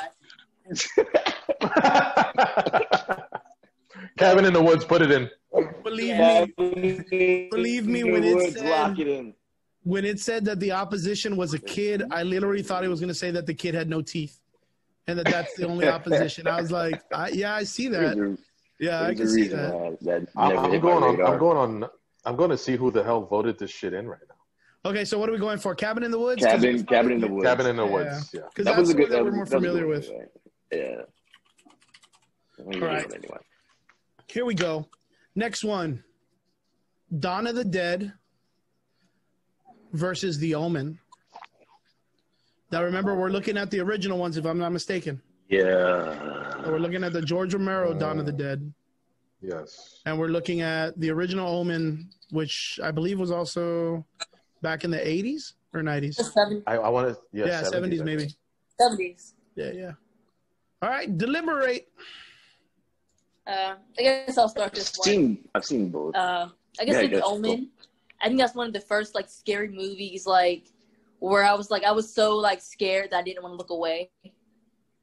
And I watched it with my dad, and I remember him just laughing at me, just like you're such a little bitch. And I'm just like, dude, don't do this to me. Damn, that is pretty damn. I'm like 5 years old. He's like pathetic. It's like suck it up. I got The Omen. That's my vote. Okay, we got one for The Omen. Brian, D. If I may, I'm gonna go with Dawn of the Dead. Okay. I love the zombie genre. I love the zombie genre, and I'm gonna go with that. Omen was fucking scary, and it dealt with a kid, and I'm not a fan of kids, but I'm gonna go with Dawn of the Dead. Okay. And Brad? Yeah, I'm also a fan of the zombie apocalypse genre, but I mean, The Omen was pretty fucking scary. I'm gonna go with The Omen on this one. I don't think Dawn of the Dead ages well, so I don't think The Omen does either, but I'm gonna go with The Omen. That's fine. I'm not mad at that. That's good. I'm fine. Looks like The Omen won that one. I think I spelled Omen wrong. Yeah, I did. All right, here we go. Man. Oh, man. I spelled oh, man. M-A-N. Oh, man. All right, here we go. Next one. Kind of similar. The Others versus Night of the Living Dead. That's a good one. Yeah, it is. I was going to go to one very quickly, but you see, there's scary against like legendary, you know? Mm-hmm. All right. What do you guys want to say? I'm gonna go with The Others. I think that was if I had to pick one to watch right now, it'd be The Others. I'm not gonna sit there and watch Night of the Dead. That to me it's not even scary to me. But The Others was scary. So I'll go with The Others. Okay. If I'm not mistaken, there's Night of the Living Dead, the first introduction. Yeah, the black and white. No, yeah, the black and white, but Yeah. it's the first introduction to the idea of zombies in cinematic history. Yeah, it was the first call from George A. Romero's Night of the Living Dead. Yeah. Night of the Living Dead zombie movie. I'm gonna go with that. It stands the test of time. It is it's scary in its own right. I just feel like it would be blasphemous to take it out right now. Moral aptitude. I like it. Mm-hmm. Yeah. Promise. Damn, Promise. And then Promise is stuck with the same situation. You better start speaking up, girl. Get out there first. I like hearing you guys debate first. I agree with Brian on this one. I don't think the other movie, like, I don't think it aged well. I'm sorry, it hasn't aged well. Like, it hasn't. Like, and I think The Others is like, it's kind of like both, where it's like horror and thriller. Where it's kind of like, what's going on? She's like, why can't the kids see the sun? And what's going on? Like, why can't they leave the house and stuff like that? So it's like a big plot twist at the end when you find out everyone's dead. So I'll go with The Others. Sorry, D. Damn. Nah. Sorry, D. Jesus. Sweet. And D, you're not going to sit there and watch Night of the Living Dead, bro. I will sit there and watch Night of the Living Dead. Oh He's like, I'm not gonna go over in that on night. Call of Duty, so really big zombies. I'm not coming over that night. All right, here we go. Next one. Child's Play versus Scream. Ooh, that's good. Let's go. You see, this is like, this has, I feel like this matchup has nothing to do with being scary, but this is just a big matchup. This is like Hogan against Savage right now. Perfect. Nice. Perfect Way to put it. Perfect way to put it. I do not know. Because I had a My Buddy doll, and that motherfucker was in the trash after I watched Wait. play. That motherfucker was in the trash after I watched Child's Play. But right, Scream was Scream brought the slasher back. And I feel like the cast allowed it to have a younger audience and an audience that related more, because everybody goes to the movies, everybody hangs out and watches popcorn and fucks each other. But I will. Oh damn! Come on, D, what you got? Shit. All right, I'm just gonna shout something out. I'm gonna go with Scream. That's it. I knew you were gonna say that. I can't take it back. I knew you were gonna say that. I knew you were gonna say that. Scream. And to be honest with you, I can't be mad at you for that. Promise. That means that Promise is already. She's a tiebreaker again. Oh my god. No, I'm gonna let her go. I'll let her go. I'll let her go second, then I'll be the tiebreaker. Oh, you'll be right. okay. I'll be the tiebreaker. This is hard. I think this is the hardest one so far. Because Chucky was like my childhood arch nemesis. Did not like My arch nemesis. I'm so serious. Like I did Every day at 3:05 would be on the playground. I hated it, but Scream did give it like bring back like that's like the Slaughter films, and it's not like Jason or Freddy Krueger or Michael Myers where it's like he's unstoppable. He's just a guy with a mask who just says, you know what, I don't like you. I'm gonna call you and ask you some creepy questions, and then I'm gonna kill you. And he's slick too. He's very slick, very smart. Exactly. And I love Neve Campbell. That's probably one of my favorite actresses. Mm-hmm. He said, So I'm gonna do what I'm gonna do what you did at Scream. Okay. Scream it is so far. Took me off the hot seat. Child's Play was fucking scary as fuck, dude. Damn, I want to say Child's Play, but I mean, for all the reasons you guys give, it brought back a genre that was weak at the time, and then not only that, but Scream was cool. Like it was geared for like the younger. It was geared for like the younger kids. It was it was weird because it was like a old slasher movie, but it was like a whodunit with that, because you know by the end of the movie you're gonna find out who it is. You don't know who it is. You know it's one of these people that you've been looking at the entire movie, and then you're trying to figure out why they would do this. And then I'm gonna go with you know what? No, it won't let me. I gotta go with Child's Play. I just gave you a litany of reasons on why I should say Scream, but no, I can't do it. I can't bring myself to do it. I'm gonna go with Child's Play.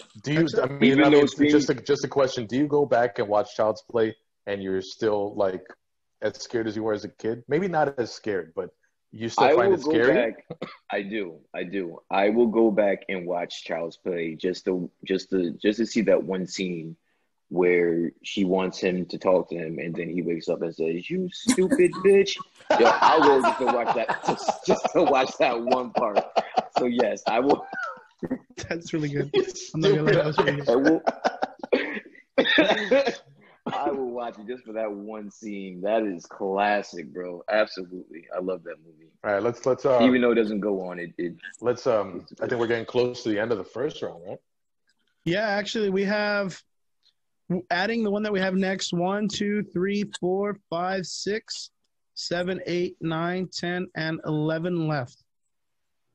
Okay. All right, here we go. Next one. 28 Days Later versus Train to Busan. Oh, wow. Yeah, that's a really, really hard one. If you guys aren't familiar with it, Train to Busan is a Korean zombie film, which deals with a guy trying to save his daughter on a train from a zombie outbreak that happens in the middle of Korea. And they're just as fast as the ones in 28 days later zombies. Yeah. Which is like the stupid zombies. Like, if I'm not mistaken, Harvard did a science experiment that actually gave a formula on how long the world would survive if the zombies could run, and it was literally 7 days. Damn. 7 days for the entire world to be taken over. No survival rate. Zero survivals. Zero deaths. Zero wins. Zero survival. Zero win. How do you get on that? How do you get on that committee to test that theory out, or to put it together to come up with that conclusion? Like, what are your qualifications to get that? How the fuck would you know? Okay, so if you think about it, if you take the zombie survival guide that Max Brooks wrote out, he actually puts like an idea on how the zombie's body works. So you can kind of go with that casually if you blame it on a theoretical. But then Max Brooks is the author of World War Z, right? Yeah. But he also wrote this book called The Zombie Survival Guide. So that one's a really great book. Really, really great book. I recommend it for any zombie fan. No, but I mean, like at Harvard, how do you? I guess they just take that book and then figure it out. 7 days. Yeah, they break it down, and then what they'll do is they'll take the average age of person and make them run the 40-yard dash and get their time down. And then from there, they remove endurance, and they remove the idea of spraining bones. And I mean, the only thing you can do is break a bone. And yeah, then you're pretty much solid. I mean, you have a zombie that could just keep running at that speed and no matter what. I like how that's what they spend their time on, because like they become scientists and like, what am I going to work on? What am I going to dedicate? Should I try to get the cure for cancer? Do it. Like, should I try to get the cure for cancer? Like, no. I'm going to work on I was wondering if I was the only person thinking that. I'm like, we're talking about Harvard. We're not talking about, like, Middlesex County College around the corner where they have nothing but fucking spare time to figure out how fucking long we last if fucking zombies took over. We're talking about Harvard, dude. Like, yeah, whatever. Whatever. It's all right. Whatever. Yeah. Whatever. Okay, so where are we? We're Train to Busan. That's why I love science, man. Versus 28 Days Later. Yeah, we're looking at 28 Days Later versus Train to Busan. Oh man, because 28 Days Later has many layers. That's scary. It's the government working against them. It's the guys trying to have their way with the women who are surviving. It's how fast the zombies are. But Train to Busan it's compacted into this one train. And as far as you can run in 28 Days Later, or pick up a gun, or find shelter, Train to Busan is just a fucking train, and you're on the shit. I wouldn't know. I think based on that, I'm going to say Train to Busan. Train to Busan. Good call. All right, next. Promise. I've personally never seen that other movie you guys named. Train to Busan. But I do like the I do like the whole 28 days, weeks later. Like you said, the whole government control and everything. Mm-hmm. I think that was one of the first movies that kind of created that the government controlling what's going on in the air and stuff like that. So I gotta go with 28 Days Later. For simple fact. No, yeah, that's not a bad choice either. Very, very good call. So what are we looking at, Brian? I'm gonna go with 28 Days Later. I again am, I'm a fan of the whole zombie apocalypse thing, and I was always used to seeing zombies move slow or whatever, but these motherfuckers were fast as shit, and that scared the fuck out of me. Like, how the fuck are you supposed to outrun these motherfuckers and they just don't stop, and your resources are limited? And so yeah, I'm gonna go with 28 Days Later. I've never seen Train to Busan. Yeah. Busan. Yeah, Train to Busan. I've never seen that, which I know it should be. I should highly recommend it. I will definitely check it out. I myself. I'm sorry. Is this a newer movie or? Yes. Brand no, new, you knew last year. Oh, okay, yeah. I was gonna say if it was. For me, 28 Days Later and Train to Busan are both instant classics in the genre. I think Train to Busan brought a very personal, realistic, emotional part to the story, which kind of knocks it over 28 Days Later to me. 28 Days was good. It brought in, it kind of focused more on the virus and how humanity is going to try to survive. Where Train to Busan really focused on a man defending his daughter and trying to keep her alive and trying to keep hope. I guess you could say hope. It's very weird, but it's great. No, so, it's a definite phenomenal movie, and you find yourself. And they just made a part 2. Yes. Okay. All right, here we go. Boom. Next one. Halloween versus Silence of the Lambs. Wait, one more time? Halloween, Michael Myers, the story of Michael Myers, versus Silence of the Lambs.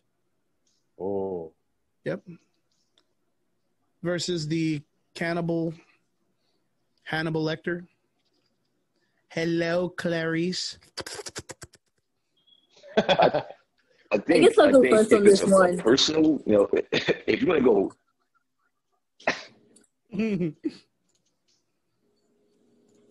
So what do you guys got? You guys can go first. Hold on 1 second. I'm having some audio issues. I just recently watched Silence of the Lambs. Actually, it definitely lives up to the hype. Michael Myers is just it's such a classic. It really gives it that Halloween feel. Anything Jamie Lee Curtis will touch, I will watch. Honestly, I gotta go with Michael Myers. Just like a kid who just is just possessed by the devil and just doesn't care about life, and he just will do nothing to stop. But then on top of that, you have like it's in the 70s, and like back in those days, they relied on just like pure acting, the music, the theme. Like, it feels scary. So I'm gonna go with Halloween. Very, very cool. Very cool. D? Yeah, I'm gonna go with Halloween too. I feel like if I vote him out, that Michael Myers would come after me. Nice. I'm gonna go with Halloween. As respectable as Silence of the Lambs is, it's another thriller, crime thriller / horror. The cannibalism is the horror part of the movie, but a lot of it is, it's the thriller. So I'm gonna go with Halloween. And Brian? Can you guys hear me? Yeah, we can hear you. Yes. Are you okay? All right, cool. All right, yeah. So I thought I had some audio issues. All right, if you want to talk about personal, which one do I like more? It's Silence of the Lambs. It's one of my favorite movies, but it's not a classic horror film. It's more of a suspense. It's more of a thriller, like Dee said. Halloween is a straight up slasher movie, and so that's what's gonna have to go into the next round, because Silence of the Lambs, even though I do like that movie as opposed to Halloween, it's not a horror movie, so to say. So I'm gonna put Halloween. Cool. All right. It looks like Halloween wins that round. We have 3, 6, 9 more. We're almost done. Okay. Here we go. Us versus Hereditary. Us. Us. Absolutely Us. Us. Brian?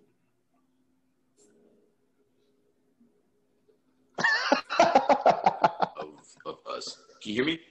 Did you say Okay, us? we're good. Yeah. He said I us. heard you say it lightly, but yes. Okay, so we're looking at us winning that round. Not really too much deliberation in that one, guys. So that was us was some fucked up shit. I mean, we can go on and on about us, but yeah, us goes through. Okay, here we go. The next one, Saw versus Relic. Oh, I'm gonna go with Saw for that one. Saw messed me up personally. The whole idea of like having to like play a game just to survive, and like all the booby trap shit, and then Saw, like the dude at the end, like just fucking wakes up and walks away. Mm-hmm. That fucked me up. I got Saw. Okay. Brian, promise? Well, I'm sorry, I didn't hear what the choices were. Saw and what else? Oh, it's Saw versus Relic. Versus Relic. Oh, okay. Go ahead. I promise. Okay. I'll go with Saw. Like Dee said, just like the whole like thought of like someone telling you like cut your own arm off or I'll kill you. It's like what? Like so it's just like no. I gotta go with Saw. No. You're like I ain't about that life. No, like just kill me. All right, Brian. I'm good. Yeah, it's Saw for me. It gave me a new perspective on the horror genre, and I've never seen anything like that at the time.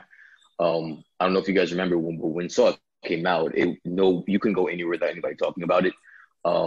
It was the gruesome aspect of mutilating yourself in order to live.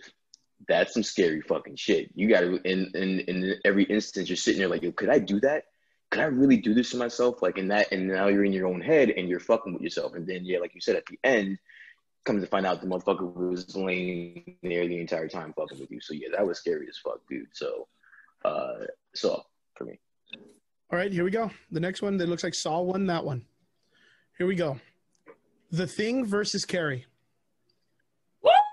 That's a hard one. The Thing versus Don't do that to me. I'm gonna let Promise go Promise, first. you get the call on this one. All right. You already know, D. My answer is Carrie. For the simple fact that if you like watch it, it's believable. Especially the characters. I think Cicely Spacek does a great job of being a victim. I think that's what they were missing in the newer version. Chloe Montez is a very pretty girl. not saying Cicely Spacek isn't, but she looks like a victim, you know, like, and especially the scene where she gets her period and it hits her. She's so believable. She's so like me personally, if a girl did that in the locker room, I wouldn't know what to do. I'd be like, what the hell is wrong with you? Like, chill out. Like, it's not that serious. So, like, I mean, I wouldn't throw tampons at her, but so, like, you see, like, the build-up of, like, but you see the build-up of, like, her frustrations, especially at the end where they dump the pig blood on her, and it's that she just reminiscing of her mom saying, like, they're all going to laugh at you, from the principal calling her Cassie, the girl was throwing tampons at her, the gym teacher talking to her, and like she just goes crazy. So like I think like the art of like building someone up like that from being victim to just being straight monster is cool as hell. Very cool. Okay, we got one for Carrie. Brian, you go ahead. I'll go with Carrie as well. Again, another Stephen King movie. Grew up watching it. Yeah. So and that to me is gonna hold a lot of weight with me anyway. So just to keep it moving, get these rounds done a little bit quicker. I'm gonna go with Carrie. Definitely. Yeah. I'm gonna go with Carrie too. You can put me down for Carrie. All right, here we go. Next one. The People Under the Stairs versus The Fly. Oh. People Under the Stairs. I've seen it once, and I don't want to see it again. I'm scared. Good take. Good take. Yeah, People Under the Stairs for me. The Fly really wasn't that scary. It was like more of a sci-fi thriller type of movie. Yeah, it wasn't more of a horror movie. Jeff Goldblum did a fucking phenomenal job. And who else was it? Gina Davis, was she also in it? Yeah, in the original. Yeah, so great acting by the both of them, but it wasn't scary. So People Under the Stairs was fucking scary as fuck, dude. So People Under the Stairs. D? I'm gonna go with People Under the Stairs. People Under the Stairs for me, if I only saw it once and that's all I needed to see. It was a fucking freaky ass movie and it did mess with me a little. Yeah. I think when you were asking us to give you movies, I think that was the first one that came to my head. Like People Under the Stairs, dude, that one needs to be up there if it wasn't. Alrighty, next one. So it looks like People Under the Stairs won that one. Ready? We got 5 more. Frankenstein versus The Myth. Oh, Universal shit. Frankenstein. Really? Right? Yes. Versus The Mist. The Mist fucked me up at the end. I did not The Mist. Like this. The Mist at the end. Oh, Mist, jeez, man. Okay, I'm gonna go with The Mist. I'm sorry, Frankenstein, but I'm gonna take The Mist because the entire movie. Yeah, it's another one of those that Frankenstein wasn't scary the entire time. The Mist for me was kind of it messed with me a little bit. I'm gonna go with The Mist. And Promise. You said The Mist or Frankenstein? Yeah, The Mist or Frankenstein. I go with The Mist. Not too crazy about either or, but I go with The Mist. Frankenstein wasn't really that much of a villain if you think it down. Yeah. He became a sympathetic figure at the end. Yeah, he's just misunderstood. All right, next one. We got 4 more. House of 1,000 Corpses versus The Conjuring. Wow. I'm just gonna lead it off. I'm gonna lead it off and say The Conjuring. It's the movie I mentioned earlier when we were talking about Insidious that brought back that horror genre back, like the classic horror genre when it's jump scares in the dark, lighting, the mood lighting and the score. That's one for me that brought the classic construction of a horror movie back. Excellent. Okay, Brian, Promise. The Conjuring. Same thing with the. It definitely brought back that feeling of those jump scares and the music and the theme. Okay, very good, Brian. I guess The Conjuring is gonna move on, but if that's the case, and just to show Rob Zombie some love, I'm gonna say House of 1,000 Corpses. I went against The Devil's Rejects before, so I can't just blank him. This Yeah. time. So Good call. I'll, I'll go with House of a Thousand Corpse just to show Rob Zombie some love, man. Yep, I would have gone with him too. All right, here we go. Next one. We got 3 more after this. 2 more after this. Blair Witch Project versus Rosemary's Baby. Oh, that's a really Rosemary's Baby. You guys better not be thinking about this. I don't know, man. What? Rosemary's Baby is the most like violating movie in the world. Like it just like violates every right. But then again, you look at the Blair Witch Project. It really revolutionized the horror genre by making it more realistic. By the actors actually hiding themselves, they created a whole event. They created a whole event, a real world event where people thought these actors died. That changed, like that was as legendary as Rosemary's Baby is. I'm gonna have to jump in on that one because I remember that the world did not change, and it wasn't that big of a thing because people made fun of it, and then it became serious where people were actually trying to plan trips to go to that forest, and then it was the MTV Movie Awards, which is 4 months after the movie came out, that the actors finally came out and let people know that they were actually still alive.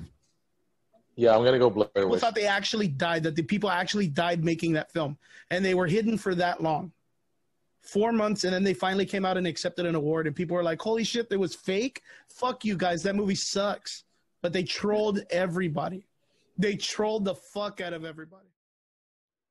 All right, so I don't think it's as cut and dry of a winner here. I think both of them kind of revolutionized the way we look at horror.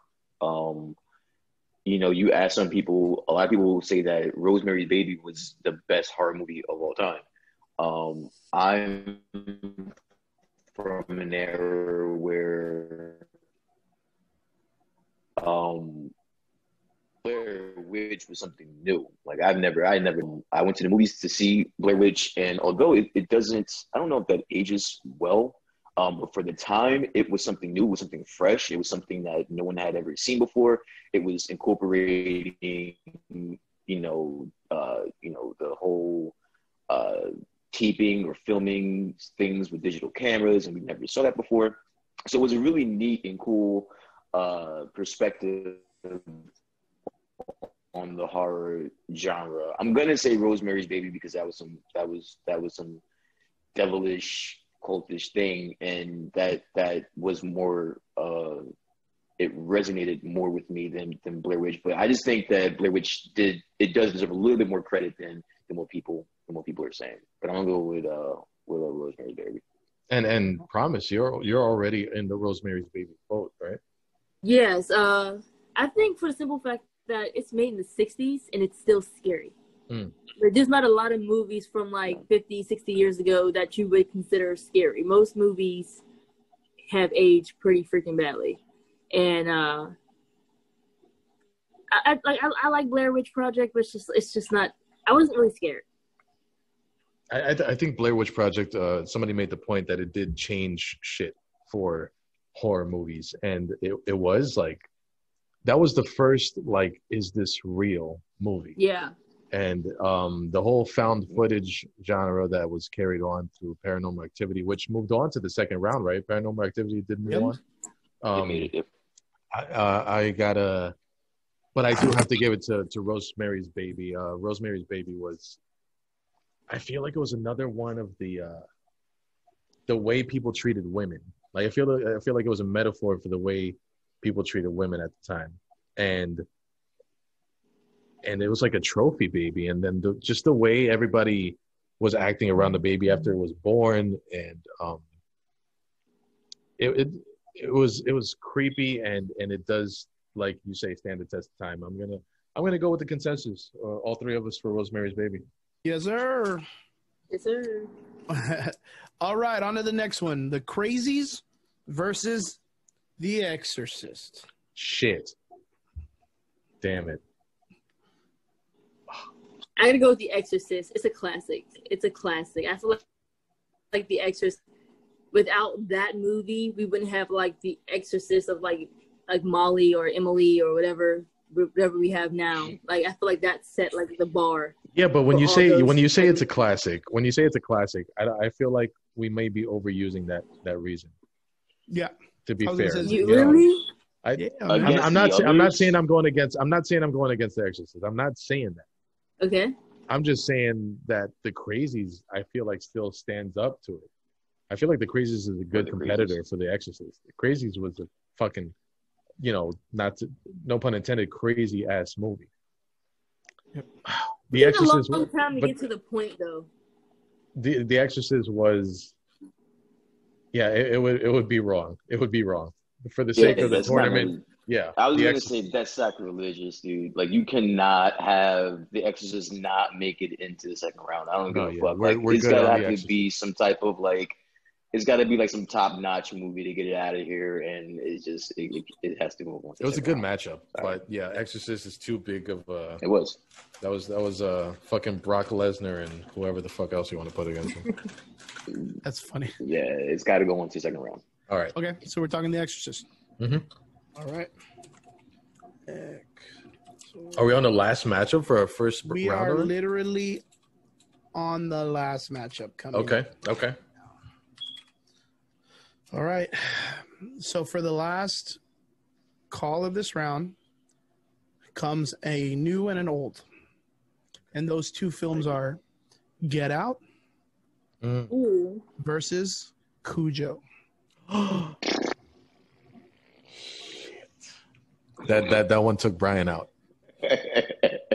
Yeah, I'm gonna go last on this one, guys. No, Brian, you gotta go first. All right, fuck it. I'll go first. I'm gonna go Cujo. Oh my God, that was quick. I'm sorry. Quick. I told you. If you've been listening, Aaron Burr shit right there, bro. If you know your historical shit. Yeah, I'm quick on the draw.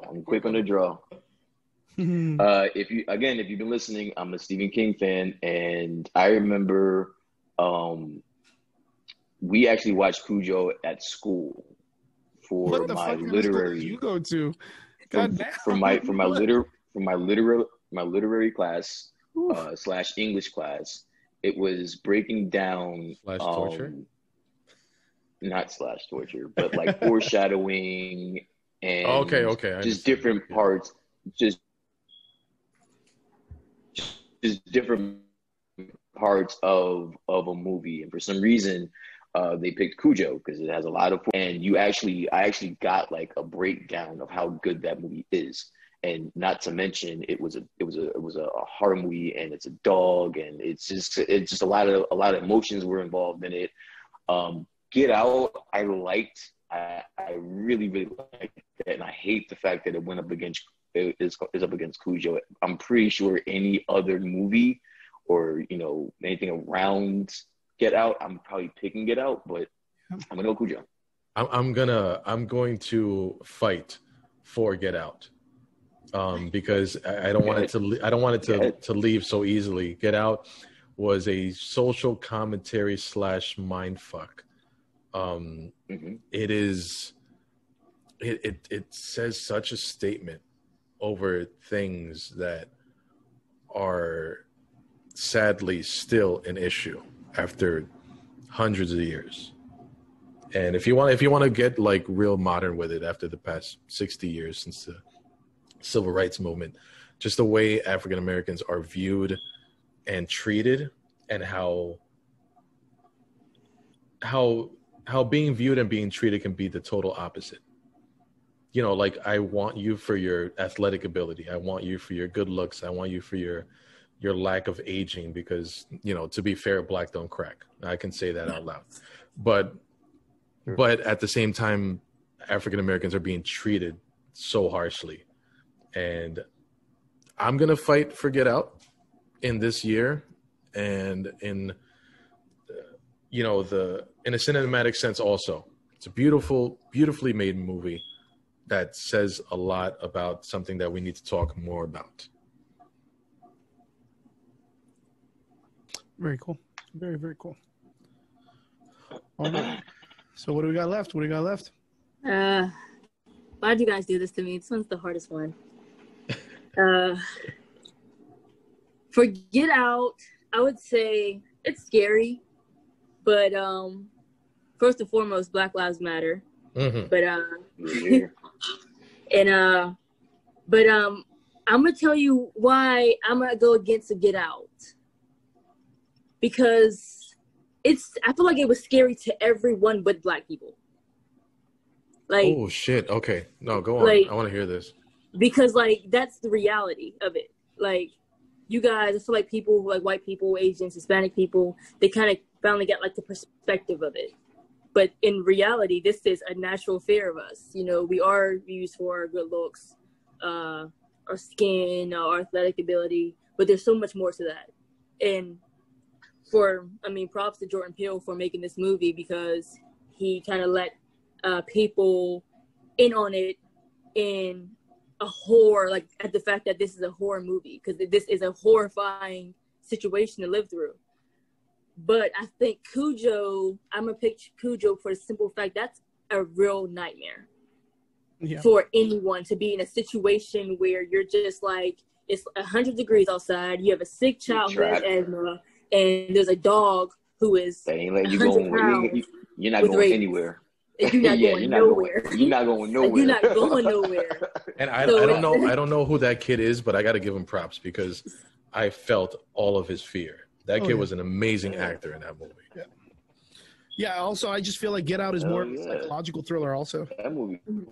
I feel like it's more of a psychological thriller than a horror. It deals more with delving into the mind and all the different things, and there's a lot of relatability to it, and that's why I feel like it kind of generates more into the psychological thriller. It's like Promise said, like it does kind of correlate into the actual culture shock of the situation. So like, yeah, I feel like horror wise, Cujo. Okay.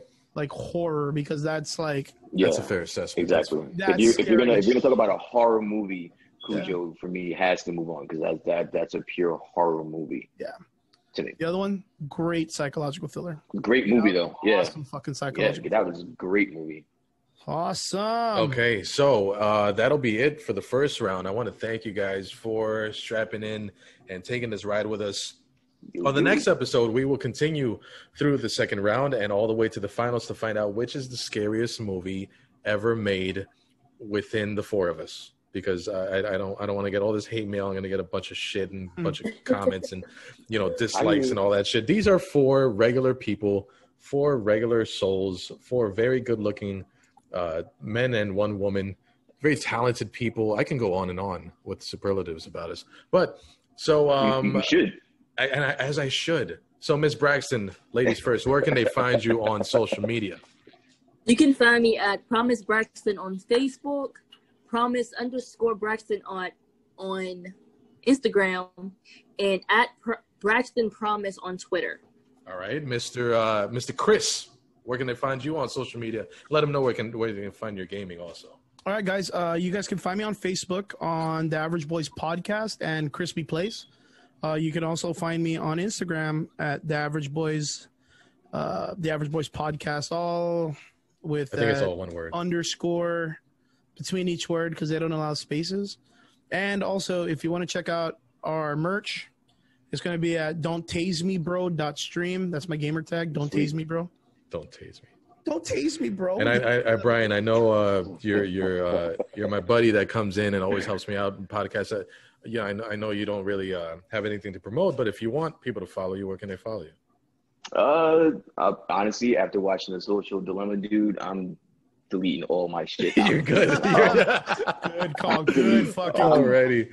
So, guys, make sure you like, comment, and subscribe. And you know what? Make sure you like this video, because that will help with the algorithms. So once I get more likes, it put me in front of a lot more people, in front of a lot more scrolling people getting their timelines. This is D. You can find me at DNC Digital on Twitter, Facebook, and Instagram. Like I said, like, comment, subscribe. I appreciate all you guys listening. We will see you next week to find out which is the scariest movie of all time. Of all time. All time. Laters. Peace.